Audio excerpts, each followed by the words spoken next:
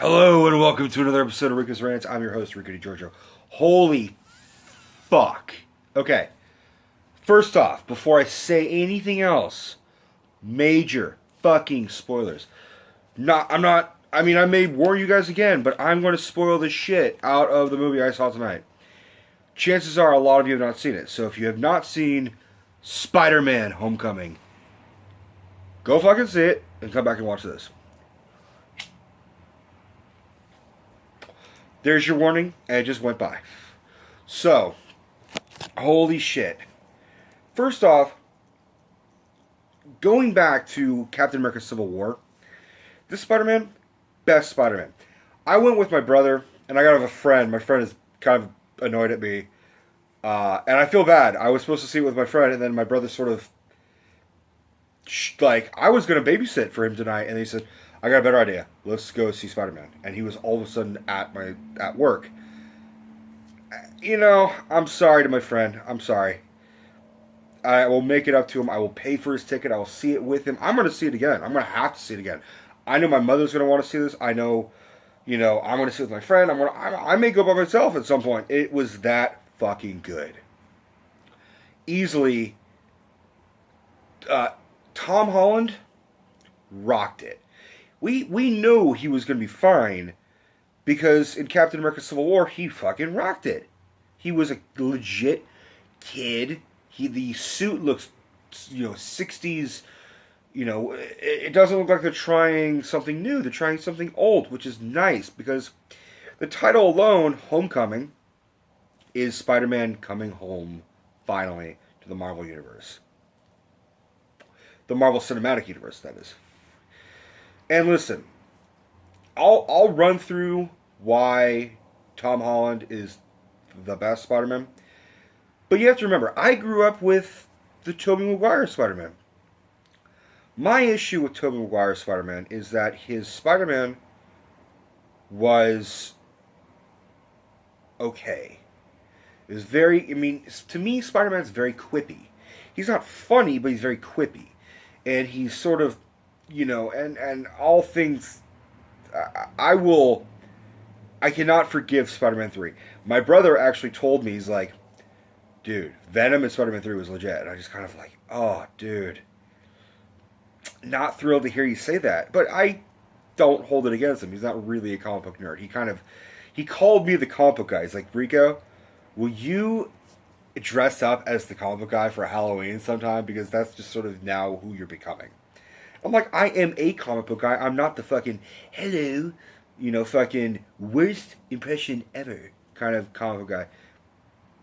And I will say that was probably one of my worst impressions ever. Although my Adam West is terrible.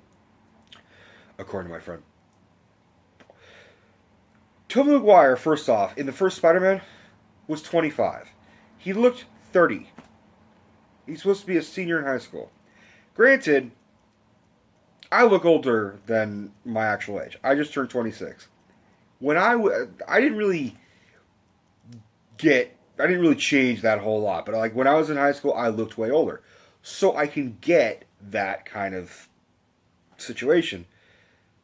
But Tobey Maguire clearly was like, he's like, you're not a senior in high school, dude. You're the fucking janitor. You could be a teacher. It was them. It just wasn't believable. And his Spider-Man was just kind of stiff and wooden.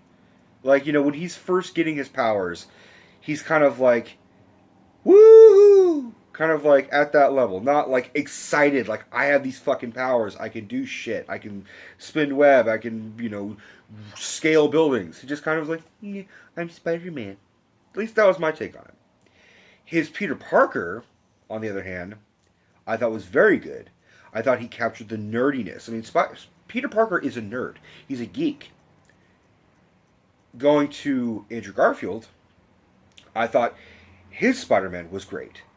But I thought his Peter Parker was fucking weird. He was way too pretty. Way too pretty of a fucking Peter Parker. Not that Peter Parker's supposed to be ugly, but he's supposed to look like a dork. He's supposed to look like a nerd. He's supposed to have glasses. And not like he's supposed to look like someone who could be bullied. Now, you can argue that bullies are everywhere and blah, blah, blah, blah. It doesn't matter how you look, blah, blah, blah. But to capture the Peter Parker that we all know, he's got to be kind of a runt. He has to look like he can't win a fight. Tom Holland looks like he can't win a fight, which is why he has to always hold back. If he is in a fight, and they cover this in Civil War, he's like, when you could do the things that I do, like all of a sudden I can be amazing at football, but I can't because I'm me. They cover all this. That's why Tom Holland is the perfect Spider-Man. One, he's good looking, but he's not handsome. He's not great looking. He's, look, it's Disney and he's a movie star, so he has to at least be a little good looking. But the Spider-Man suit works perfectly. He's quippy. He's got a Queen's accent. He's like, hey, wait a second, you guys aren't the real Avengers. I love it. I fucking love that shit. Whereas Tobey Maguire is clearly from like Sacramento or San Diego. He just doesn't have a New York accent. I mean, he has to be from New York. He's from Queens. That's part of the whole point about Spider-Man is that he is a New Yorker. If you took someone, from Mississippi, a superhero from Mississippi, and he talked like me, it wouldn't work. You'd be like, there's something wrong. Where's that accent? I apologize to the Mississippi people. I can't do a Mississippi accent. It's just a very generic, shitty Southern accent. I apologize. That being said, Spider-Man: Homecoming was different. It was lighter in tone. I'm glad they made it lighter and not darker. Sometimes dark and gritty doesn't work for certain superheroes. Batman, dark and gritty. Iron Man, some dark and grittiness. But it also he's having fun, especially with the first one. If you're going to introduce Venom, it's got to be dark and gritty. But for this one, he's in high school. And high school sucks for a lot of people. But it's not dark and gritty. What I loved was that this was clearly inspired by John Hughes films. And they are blatantly about it. Like, there's a character, and again, I'm not withholding any spoilers. I'm going to spoil the shit out of this. There's a character named Michelle. And she's kind of the snarky, keeps to herself, quiet, but like she's the one in the trailer she says like, where are you going, Peter? And he just kind of looks kind of shocked. He's like, what are you hiding? And he just kind of doesn't know what to say. He's like, actually, I don't give a shit. Get out of here. She's that type of character. She's a Molly Ringwald type character in fucking John Hughes movie. There's even a blatant reference to Ferris Bueller. At one point, Spider-Man is trying to go after something, but he's in the middle of the suburbs. So he doesn't have tall skyscrapers to swing onto. So he's desperately trying to get to this thing. And he runs across a golf course. He's like, shit. Just like, he's sprinting. He's like, I can't, swing on anything. He tries swinging on a treehouse, and the treehouse falls down. He's swinging by, and as he's running through a campfire, or not a campfire, someone cooking on the grill, there's a TV showing the scene of Ferris Bueller, at the end of Ferris Bueller, where he's running through trying to beat the principal home. It was a nice recreation. It was a nice tribute. Clearly John Hughes was an influence. Because who was the John Hughes, who was the expert at good high school movies back in the day? John Hughes. And this is very much like 80s nostalgia kind of feel, but also modern. I mean, to modern day kids, the 80s was a long time ago. Back in Civil War, Spider-Man says, hey, have you guys seen this really old movie, The Empire Strikes Back? That's what I'm saying. So, okay, let's run through the cast. Okay, Tom Holland, perfect. Nailed the accent. Nailed Spider-Man. He gave off the whole, with great power comes great responsibility. Iron Man's back. And I will say this. I was expecting more Iron Man. I was expecting more Tony Stark. He's very underused. And it works perfectly because we don't want to keep it. We don't want to think of this as an Iron Man and Spider-Man movie. This is very much a Spider-Man movie. And Iron Man has a cameo. Iron Man is essentially the Bruce Wayne, of the franchise, except Iron Man was first in movie order, in universe order. That's what I meant to say. So it makes sense that he would be a mentor, and he would periodically check in on Peter. And because Peter doesn't have a father figure, with Uncle Ben dead, and I love the fact that there's no Uncle Ben origin, there's no origin story. That's out the window. They just said, you know what? We assume that everyone knows how Peter got his fucking powers, what happened to Uncle Ben. We don't need to retell it. You want to learn? Watch all the other Spider-Man movies, and they explain it. Every single one of them has it, except for this one, which is great. It's a nice, refreshing breath. So Tony Stark fits that mold. Essentially, Tony Stark is Uncle Ben, which means something may happen. We may not get the classic Uncle Ben situation, but I'm betting in Infinity War, which Spider-Man's supposed to be featured in, and Iron Man's supposed to be featured in, there's an Uncle Ben-like scene where he loses his father figure. Great fucking idea. If that's what they're setting him up, I'm all for it. Yeah, Iron Man will have to die. Tony Stark will have to die. Robert Downey Jr. is out of his contract. You know what? It's time. It is really time. He's done his 3 movies. He will be in his other Avenger movies. We'll see Iron Man go up against Thanos, but we need, for Peter Parker and Spider-Man, we need to have him have some loss to really have that. With great power comes great responsibility. In the meantime, he's got fucking Aunt Marissa Tomei. Aunt Tomei. Holy shit. Listen, I'm a fan of Marissa Tomei. She is sort of an Italian-American goddess. She is sort of the new she's my generation's and a little bit older's Sophie Loren. I mean, not too many strong, tough Italian-American women that someone like me can drool after. But Marissa Tomei is beautiful, and she's funny in it. And it's totally believable that she'd be an aunt. She's late 40s, early 50s. She looks amazing for her age. She looks amazing any age, really. But, I mean, Peter Parker's supposed to be 15. What? Of course. They would, no disrespect to Sally Field and the other one. I can't remember who fucking played Aunt May in the first one. But we don't need someone who looks like she's in her mid-70s. Someone in her late 40s, early 50s makes perfect sense. And that means, well, he's not really Italian. I was about to say, like, oh, we got it. Peter Parker's half Italian. Nah, because she's married to Uncle Ben. So, whatever. I just like to imagine in the kitchen, Peter Parker's like, hey, Aunt May, will you make some pasta again? And she's like, again? He's like, yeah, I like your pasta. Just like sort of Peter Parker wanting to be Italian. I love the idea. That's just my whole thing. She's funny. She has some there's a couple great scenes where she tries to give him some wisdom. He has to go on his date, and so she teaches him how to dance. It's a great little scene. Because he rushes and he's like, hey man, I need your help. And she just kind of, real good comical timing. Eyebrows, great. I don't remember the actor's name, but the guy plays Ned Leeds. Ned, we have fucking Ned. This is Peter Parker's friend, Ned. He is funny. He steals the fucking show. Kind of felt like they used him a little bit too much. Like, there's another Ned scene? Okay. Like, but he has a scene where he's sort of the man in the chair. If you've seen it, you know what I'm talking about. The audience laughed their fucking ass off. Weirdly enough, this was surprising. Audience was dead.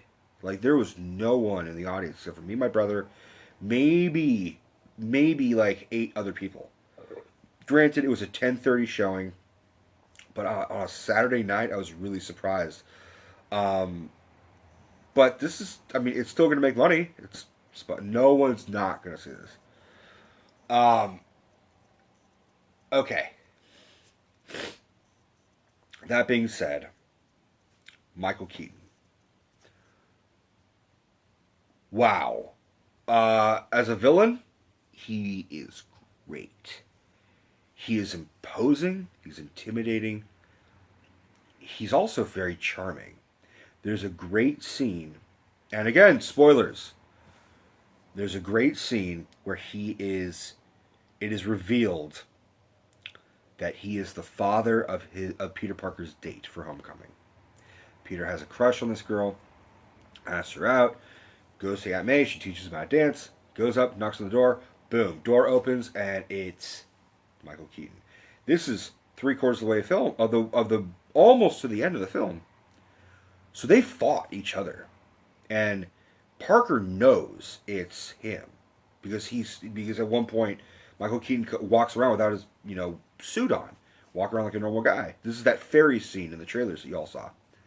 So he knows that this guy's a baddie. He doesn't know it's the Vulture, and then he kind of does know it's a Vulture. Boom, door opens, and I'm just like, what? And the audience is like, holy shit. My brother said, I knew something was going to happen. I didn't know he was going to be the father, but I knew he was going to be standing there. And the thing about it is, we were not expecting him to be the father because, admittedly, I don't know how this makes us look, but the girl he's going out with is she's African American. So, as stupid as it is, we would not expect her to have white dad. And then all of a sudden, white dad. But then if you watch it, you're like, oh, okay, yeah, it makes perfect fucking sense. And good for Disney throwing us that curveball. Make us all kind of be like, oh, am I racist? But at the same time, they're also kind of throwing in everything for everyone. Everyone who, everyone is counted for. If you grew up an orphan, if you grew up raised by your aunt, if you were a nerd in high school, if you were the fat kid in high school, if you came from an interracial marriage. Everyone's accounted for. So I love that they're being divorced. Also, it's fucking Queens. There's really not too much diversity. Even Flash Thompson, the villain, who's usually a jock, stereotypical bullying jock, is a rich Indian American kid. Played by an Indian American kid. So they're just throwing like, oh, you think this is what? We're going to throw you a curveball. Michael Keaton, so one scene I really have to talk about was intense. Was at this point Peter is freaking out, but he's sort of trying to keep it together, and Michael Keaton, Adrian Toombs is kind of like, "You all right, Peter? You look a little flustered. You look pale. You need a scotch." He's like, "No, I'm too young to drink." He's like, "That's a good answer." And in comes the date, and then now Adrian Toombs is going to drive his daughter and her date to the fucking homecoming dance. And as they're driving, she starts talking about like, oh, Peter's in the Stark internship. And he's like, oh yeah, well, that's got to be cool. How's that working out for you? He's like, I'm really not in the internship anymore. He's like, oh, okay, well, it's crazy about that accident. There's a scene where they all go to Washington, D.C. You see in the trailer, Peter's saving his classmates from a broken down elevator. He saves them all. He climbs Washington Monument. It's a fucking amazing scene. Saves, essentially, Adrian Toombs' daughter. And pulls her up and everything. And so he's like, it's a good thing. I'm glad your friend, Spider-Man, was there to save my daughter. And he's like, actually, I wasn't in the elevator when that happened. I was on the ground. And so there's this great 2-minute scene where you just see, it's a close-up of Michael Keaton's face, and just like slowly piecing it together. And then it hits him. He's just like, uh-huh. He's like, all right. He pulls up to the school. He's like, all right, I need you to, he tells his girlfriend, his daughter, he's like, all right, Gumdrop, I'm going to have to talk to your new boyfriend. I have to do the dad talk. And he does it like dad talk. She gets out. He says, and pulls out a gun. He says, does she know? And he says, know what? He's like, okay, that's a good answer. So, you saved my baby girl. I appreciate that. So I'm going to give you one chance to forget about who I am and what you know, and to just get in there and show my daughter a good time. Because if you don't, I will kill you and everyone you love. And that's that part in that trailer that we were like, oh god, this got fucking real. And he says, all right, now, show my daughter a good time, but not too good of a time. Lets him out. And of course, he just realizes, you know what, I have to sacrifice my happiness with the girl I like. I have to save I have to do something. I have to be a hero. Great scene. Great. I won't spoil everything, but I will spoil some more things. Scorpion shows up at the end. They don't blatantly say, I'm the Scorpion. He's not in a suit. He's not in a scorpion fucking tail suit. He's a prisoner, and they say his name. Oh my god. And there's 2 bonus credit scenes. Well worth the wait. It's very funny. Well worth it. Go see it. Just stick it out. Um, okay. The score, Michael Giacchino, is fucking great. He took the Spider-Man does whatever a spider can, and puts that in the theme. So you hear da-na-na, na-na-na, na-na-na, and it's like big orchestral music. It's really good. To me, nothing will ever beat the music from the Sam Raimi Spider-Mans. I mean, Danny Elfman, for me, will always have the best Spider-Man theme. But this one's pretty fucking good. And Michael Giacchino is getting a lot of good work. He's doing great. He's kind of our new Danny Elfman, John Williams. He's the go-to for like the hipper, newer generations scores. I mean, he did Rogue One. Heaven forbid fucking John Williams dies before he finishes the other Star Wars movies. Michael Giacchino will step in. It's obvious at this point. And he's got talent. He's very good. And he did Jurassic World, so it just makes perfect sense that he will continue to take on the older generation's music. There does a very good job. The director, holy shit! What's his name? Watts, John Watts. Good film. I mean, clearly he knows what he's talking about. He knows what he's doing. I mean, I'm looking forward to fucking Spider-Man Junior year, Spider-Man Senior year. I want it all, man. I'm ready. I'm ready for the next 2. I mean, they're talking about making sequels chronologically like Harry Potter, so each school year is another year. But Spider-Man will come back in Infinity War. The end of Infinity War, the end of Infinity War Part 1 will be essentially the beginning of Spider-Man 2. They're going to have to figure out what title. Spider-Man Homecoming 2 doesn't work. Spider-Man, you know, Winter Ball, I don't know what they would call it. I guess the third one the third one will probably be Spider-Man Graduation. I guess Spider-Man College Year 1.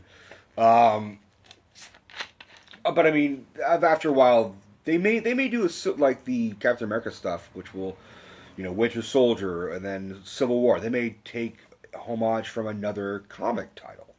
Maybe, I don't know, Spectacular Spider-Man or something.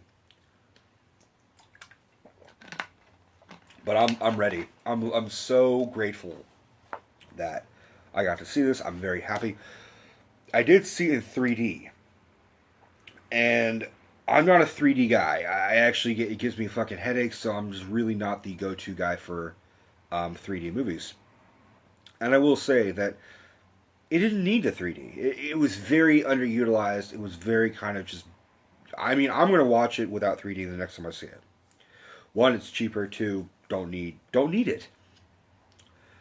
So, if you saw it in 3D and you enjoyed it in 3D, all the power to you, but I don't need to see it again in 3D. It wasn't like we saw web shooting at our faces. 3D at this point is just... It's not... I don't know. Maybe that's why it was empty. Because 3D, I was like, no one... I was arguing with my brother about this. I'm like, it may be an empty theater, but... I think it's because it's in 3D. 1, it's more expensive, and 2, no one really fucking likes 3D anymore. He loves 3D, so what do I know? But it was empty, so clearly I know. When we were showing up to buy the tickets around 9:30, there was a 9:35, 9:40 showing, and that was a long line for that.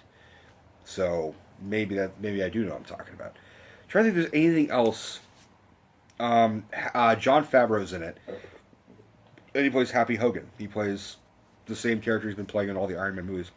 He's sort of his his unofficial bodyguard. He's sort of his connection between him and Tony Stark. And he sucks at his job because he's always like never responding to any of Peter's texts or phone calls.